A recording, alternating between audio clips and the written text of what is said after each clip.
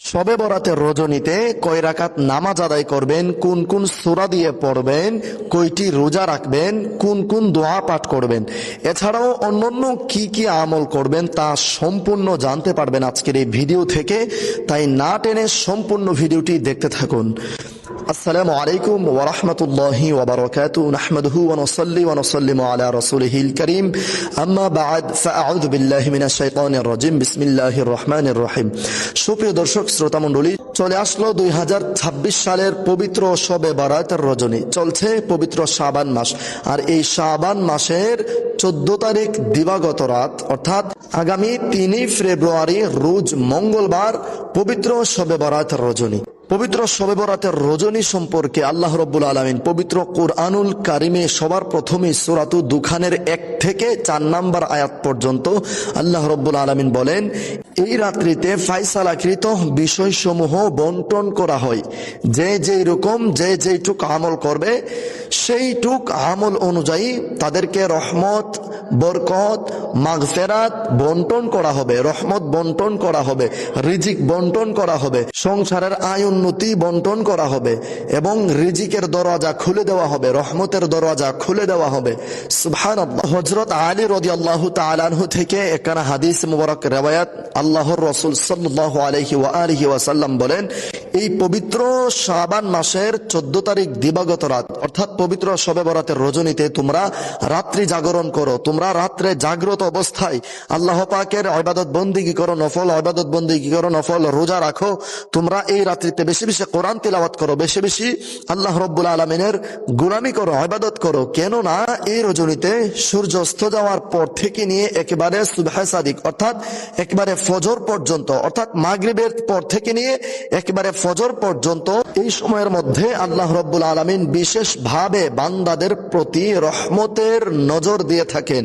আল্লাহ রাব্বুল আলামিন প্রথম আসমানে এসে ডাকতে থাকেন, অর্থাৎ আল্লাহ রাব্বুল আলামিন তো সব জায়গায় সব সময় থাকে, কিন্তু এরপরেও শবে বরাতের রজনীতে আল্লাহ রাব্বুল আলামিন বিশেষ রহমতের নজর দেন বান্দাদের প্রতি এবং আল্লাহর বান্দাদেরকে আল্লাহ ডাকতে থাকেন, হে বান্দারা, তোমাদের মধ্যে কেউ কি আছো রিজিকের অভাবে, কেউ কি আছো ঋণগ্রস্ত, কেউ কি আছো রোগে আক্রান্ত, কেউ কি আছো অশান্তিতে আছো, কেউ কি আছো দুঃখে আছো, কেউ কি আছো গুনাহ বেশি হয়ে গেছে, কেউ কি আছো অন্যায় করে ফেলেছো, কেউ কি আছো জিনা করে ফেলেছো, কেউ কি আছো হারাম খাবার খেয়েছো।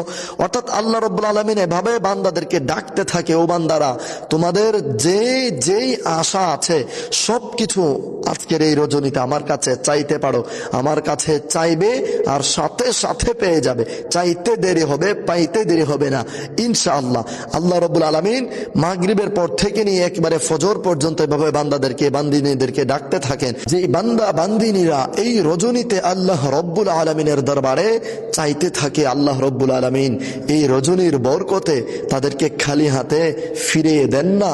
আল্লাহ রব্বুল আলামিন তাদের মনের সকল আশা পূরণ করেন, তাদের দোয়ায় যতগুলো ফরিয়াদ থাকে প্রতিটি ফরিয়াদ আল্লাহ কবুল করে নেন, তাদের গুনাহ মাফ করেন, রিজিকের দরওয়াজা খুলে দেন, তাদের অভাব অনটন দূর করে দেন, ঋণ পরিশোধের ব্যবস্থা করে দেন, তাদের মনের সকল চাওয়া আল্লাহ রাব্বুল আলামিন এই রজনীতে পূরণ করেন।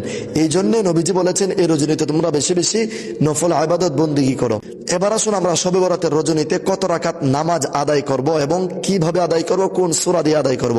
এর যদিও অনেক রিওয়ায়াত রয়েছে, অনেক ভাবে নামাজ আদায় করার কথা এক একজন ইমাম বলেছেন, কিন্তু আমরা 12 রাকাত নফল নামাজ আদায়ের নিয়মটা জানবো এবং এই নামাজ সুন্দরভাবে আদায় করার চেষ্টা করব। শবে বরাতের নামাজের নিয়ত হচ্ছে, নাওয়াইতু আন উসাল্লি লিল্লাহি তাআলা রাকআতাই সালাতিল লাইলাতিল বারাআত নাফলি মুতাওয়াজ্জিহান ইলা জিহাতিল কাবাতিশ শরীফাতি আল্লাহু আকবার। এই নিয়ত পড়ে নেবেন, আর যারা এই নিয়ত পড়তে পারবেন না তারা মনে মনে নিয়ত করে নেবেন, আমি শবে বরাতের 2 রাকাত নফল নামাজের নিয়ত করছি, আল্লাহু আকবার। এই বরকম আমি শবে বরাতের 2 রাকাত নফল নামাজের নিয়ত করছি, আল্লাহু আকবার বলে নিয়ত বেঁধে নেবেন। ইনশাআল্লাহ নামাজ হয়, ইনশাআল্লাহ নিয়ত হয়ে যাবে। আর মনে মনে ইনশাআল্লাহ ইনশাআল্লাহ নিয়ত হয়ে যাবে। আর মনে মনে এইরকম নিয়ত রেখেই তো আপনি নামাজে দাঁড়াবেন। এই নিয়ত যদি আপনি মুখে উচ্চারণ নাও করেন তাও অসুবিধে নেই, আপনি মনে মনে নিয়ত করাই আছে আপনার যে আমি শবে বরাতের নামাজ আদায় করছি। আপনি যে মনে মনে নিয়ত করে দাঁড়িয়েছেন এটাই নিয়ত হয়ে গেছে। আল্লাহু আকবার বলে সানা আউযু বিল্লাহ বিসমিল্লাহ সূরা ফাতিহা পড়ে নামাজ শুরু করে দেবেন, ইনশাআল্লাহ নামাজ হয়ে যাবে। দুই রাকাত করে 12 রাকাত নফল নামাজ আদায় করবেন। প্রত্যেক রাকাতে সূরা ফাতিহার পর 3 বার সূরা ইখলাস, অথবা প্রথম রাকাতে সূরা ফাতিহার পর একবার আয়াতুল কুরসি এবং দ্বিতীয় রাকাতে সূরা ফাতিহার পর 3 বার সূরা ইখলাস। এই রকম ভাবে 2 রাকাত নামাজ আদায় করে 12 রাকাত নফল নামাজ আদায় করবেন।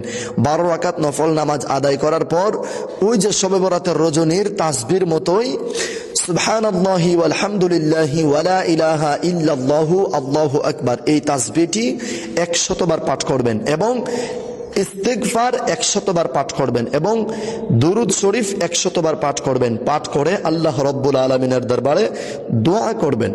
আর এই তাসবিহগুলো আপনি কখন পড়বেন? আপনি নামাজের পর, শুধু নামাজ 12 রাকাত নফল নামাজ পড়ি তো আর আপনি ঘুমিয়ে পড়বেন না। 12 রাকাত নফল নামাজের পর আপনি অন্যান্য আমল করবেন, অর্থাৎ দোয়া মোনাজাত করার আগ মুহূর্তে এই তাসবিহগুলো আপনারা পাঠ করবেন ইনশাআল্লাহ। যেমন আপনি 12 রাকাত নফল নামাজ আদায় করলেন, আদায় করার পর আপনি একটু কোরআন তিলাওয়াত করতে পারেন, অথবা আপনি একটু হাঁটতে পারেন, একটু হেঁটে আপনার বাবার কবর জিয়ারত করতে পারেন। আর মা বোনেরা ঘরের ভেতরেই আপনারা কবর জিয়ারত করবেন। ঘর থেকেই নফল নামাজ আদায় করার পর আপনার বাবার কবর যেই দিকে ওই দিকে মুখ ফিরে আপনি একবার সূরা ফাতিহা, 3 বার সূরা ইখলাস, একবার সূরা ফালাক, একবার সূরা নাস পাঠ করবেন এবং একবার আয়াতুল কুরসি পাঠ করবেন, একবার সূরা তাকাসুর আল হাকুমুত তাকাসুর পাঠ করবেন, না পারলে সমস্যা নেই। 11 বার ইস্তিগফার পাঠ করবেন, 11 বার দুরুদ শরীফ পাঠ করবেন।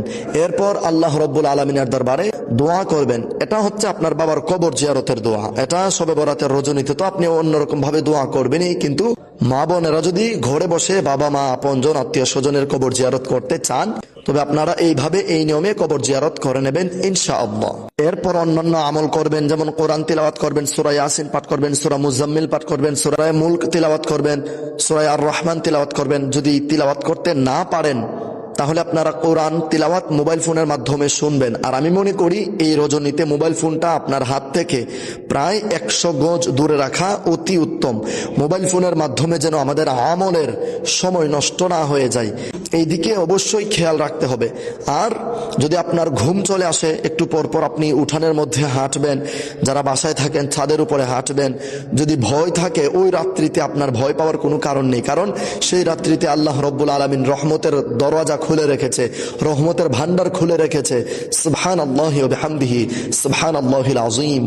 এরপর সকল ইবাদত বন্দিগি করার পর, কোরআন তিলাওয়াত করার পর, আর পুরুষ যারা আছেন বাবা মায়ের কবর জিয়ারত করে এসে কবর থেকে আবার মসজিদে এসে তারপর আপনারা 100 বার ইস্তিগফার এবং 100 বার দুরূদ শরীফ, 100 বার সুবহানাল্লাহি ওয়ালহামদুলিল্লাহি ওয়ালা ইলাহা ইল্লাল্লাহু আল্লাহু আকবার, এই তাসবিহটি পড়ে আল্লাহ রব্বুল আলামিনের দরবারে মোনাজাত করবেন, ফরিয়াদ করবেন। আল্লাহ রব্বুল আলামিন আপনার মোনাজাতে চাওয়া প্রতিটি ফরিয়াদ কবুল করে নেবেন ইনশাআল্লাহ। এরপর আসুন শবে বরাতের রজনীতে আপনি কয়টি রোজা রাখবেন। রাসূল করিম সাল্লাল্লাহু আলাইহি ওয়া আলিহি ওয়াসাল্লাম বলেন, পবিত্র শাবানের মধ্য রজনীতে অর্থাৎ পবিত্র শবে বরাতের রজনীতে যে ব্যক্তি 3টি রোজা রাখবে, এটার 2টা বর্ণনা এসেছে। একটি বর্ণনা এসেছে তোমরা এই রজনীতে তোমরা নফল ইবাদত করো এবং নফল ইবাদত করে রাত্রিবেলা সাহরি খেয়ে পরদিন তোমরা রোজা রাখো। আবার অন্য আরেকটি বর্ণনা এসেছে আল্লাহর যে বান্দা বান্দিনী পবিত্র শবে বরাতের রজনীতে অর্থাৎ 3 তারিখ পবিত্র শবে বরাত, 2 তারিখ রাতে সাহরি খেয়ে 3 তারিখ সারাদিন রোজা রেখে রাত্রিবেলা নফল ইবাদত করো, আবার শবে বরাতের রাত্রিতে সাহরি খেয়ে এরপর দিন আরেকটি রোজা রাখো এবং এরপর দিন আরেকটি রোজা রাখো, অর্থাৎ 2 তারিখ 3 তারিখ 4 তারিখ এই 3 দিনে 3টি রোজা রাখার চেষ্টা করবেন ইনশাআল্লাহ। কেননা রাসূল করিম সাল্লাল্লাহু আলাইহি ওয়া আলিহি ওয়াসাল্লাম বলেন, তোমরা শাবান মাসের রোজার মাধ্যমে নিজেদের দেহকে পবিত্র করো, রমজান মাসের জন্য নিজেকে প্রস্তুত করো। আর যে ব্যক্তি শাবান মাসের মধ্য রজনীতে অর্থাৎ শবে বরাতের রজনীতে 3টি রোজা রাখবে এবং ইফতারের আগে কয়েকবার দুরূদ শরীফ পাঠ করবে, আল্লাহ রব্বুল আলামিন তার অতীতের সকল গুনাহ খাতা মাফ করে দেবেন, ক্ষমা করে দেবেন এবং তার রিজিকের মধ্যে খাস রহমত দান করবেন। কারণ জিবরাইল আলাইহিস সালাতু ওয়াস সালাম আমি নবীর কাছে এসে বলেছেন, আল্লাহ রাব্বুল আলামিন এই শবে বরাতের রজনীতে 300 রহমতের দরওয়াজা খুলে দেন। যে বান্দাবান্দিনী 3টি রোজা রাখে তার ঘরের দিকে 300 রহমতের দরজা উন্মুক্ত করে দেন, অর্থাৎ তার ঘরের দিকে রহমতের দরজা খুলে দেন, তার ঘরের দিকে রিজিকের দরওয়াজা খুলে দেন। সুবহানাল্লাহ, মাত্র 3টি রোজা রাখেন, ইনশাআল্লাহ রিজিক বৃদ্ধি পাবে, সকল গুনাহ খাতা মাফ হবে, আল্লাহর রাসূলের শাফায়াত নসিব হবে। এছাড়াও আপনি পবিত্র শাবান মাসে বেশি বেশি রোজা রাখতে পারেন, কারণ আল্লাহর রাসূল বলেন শাবান মাসের রোজার মাধ্যমে তোমরা রমজানের প্রস্তুতি নিতে পারবে। কারণ রমজান মাসে গিয়ে হুট করে রোজা রাখলে তোমাদের কষ্ট হতে পারে, রোজা ভেঙে যেতে পারে, আর কষ্টের কারণেও তোমাদের রোজা রমজান মাসে ভেঙে ফেললে অবশ্যই গুনাহ হবে। রমজান মাসের এক রোজা ভাঙার কারণে রমজান মাস ছাড়া অন্যান্য মাসে 60টি রোজা রাখতে হবে। এক রোজার কাফারা হিসাবে 60টি রোজা রাখতে হবে। এই জন্য রাসূল বলেন শাবান মাস থেকে যদি তোমরা রোজা রাখতে শুরু করো, শাবান মাসে যদি রোজা রাখো, কষ্ট হলে অর্ধদিনে যদি তোমাদের রোজা ভেঙ্গেও যায় তাও গুনাহ হবে না, কারণ এটা নফল রোজা। মাঝখানে কষ্টের কারণে ভেঙে ফেললেও গুনাহ হবে না, কিন্তু রমজান মাসের রোজা কষ্টের কারণে ভেঙে ফেললে গুনাহ হবে। এজন্য শাবান মাস থেকে তোমরা রোজা রাখা শুরু করে দাও। আশা করছি কয়টি রোজা রাখবেন এবং কতগুলো রোজা রাখবেন আপনারা বুঝতে পেরেছেন। এবার আসুন এই পবিত্র শাবান মাসের রজনীতে এবং শবে বরাতের রজনীতে আপনি কি দোয়াটা বেশি বেশি পাঠ করবেন। আপনি বেশি বেশি পাঠ করবেন আল্লাহুম্মা বারিক লানা ফি রজাবা ওয়া শাবান ওয়া বাল্লিগনা রমাদান। কারণ নবীজি এই দোয়াটি বেশি বেশি পাঠ করতেন সেই রজব মাস থেকেই, আবার শাবান মাসেও বেশি বেশি পাঠ করতেন। কারণ নবীজি বলতেন এই শাবান মাস আমার মাস, আল্লাহ রাব্বুল আলামিন আমার এই শাবান মাসের সম্পূর্ণ নিয়ামত আমাকে নসিব করুন, আমার উম্মতদেরকে নসিব করুন এবং আমাদেরকে রমজান মাস পর্যন্ত পৌঁছে দিন। সুবহানাল্লাহ। আপনি বেশি বেশি রোজা রাখবেন, বেশি বেশি নফল ইবাদত করবেন, কোরআন তিলাওয়াত করবেন, অন্যান্য যত আমল আছে সবগুলো আমল করার চেষ্টা করবেন।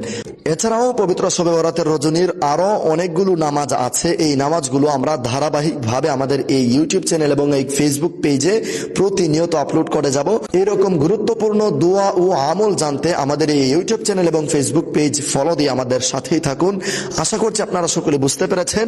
আজকের এই ভিডিওটি সওয়াবের নিয়তে অন্য ভাই বোনদেরকে শেখানোর জানানোর নিয়তে প্রচুর পরিমাণে শেয়ার করে সারা বিশ্বে ছড়িয়ে দিন। আসসালামু আলাইকুম ওয়া রাহমাতুল্লাহ।